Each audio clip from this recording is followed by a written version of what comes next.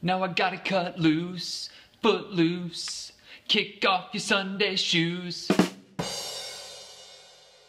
So today we're gonna look at one of the things that is the scorn of many runners that I know, and that is the dreaded plantar fasciitis. But before we look at what plantar fasciitis is, the first thing you gotta do is understand what your plantar fascia is. Your plantar fascia is a thick band of fibrous tissue that runs from your heel up to the balls of your feet. And its main purpose, its main job, is to lend stability and support to the structures in your foot while you're standing up. So the plantar fascia is designed to resist downward force.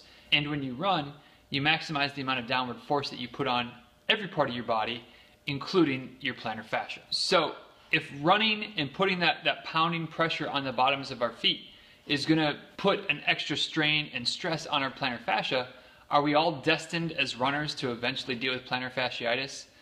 Maybe, maybe not, but we'll get into kind of some of the treatments and preventions of plantar fasciitis in coming videos. But now I just want to give you kind of a quick run through of some of the most common signs and symptoms of plantar fasciitis. Because your plantar fascia runs all the way from your heel to the balls of your foot, pain anywhere in that region, so basically anywhere in the entire sole of your foot, could have a root of plantar fasciitis. So what are some other things that'll help you to determine? For me, in my experience as an athletic trainer and working with hundreds of athletes over the course of the last decade, is that if you have pain in your foot, in that area between the ball of your foot and your heel, and when you first step out of bed in the morning, it is the absolute worst, and then the more you're walking around and throughout the day, it kind of alleviates a little bit to where it's just kind of nagging, that's a good sign that it could be plantar fasciitis. Another thing is that it hurts to press your foot down to the ground. It almost feels like, especially again, first thing in the morning, if you walk on your tiptoes, it kind of alleviates the symptoms. And the reason that those two things really point to plantar fasciitis is that when that plantar fascia gets inflamed, it stops moving as much as it's supposed to. And first thing in the morning, it's at its stiffest, so it hurts the most.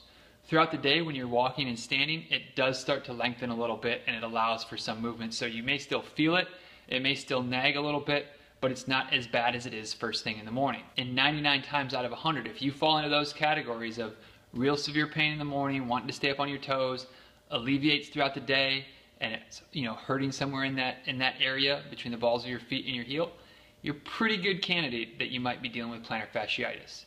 So what do you do to treat it? That's what we'll be talking about next week. Well, I'll give you all kinds of home remedies that you can use to treat plantar fasciitis and get yourself back out on the road or the trail or the track real soon. Everybody cut, everybody cut, everybody cut, everybody cut, everybody cut, foot loose.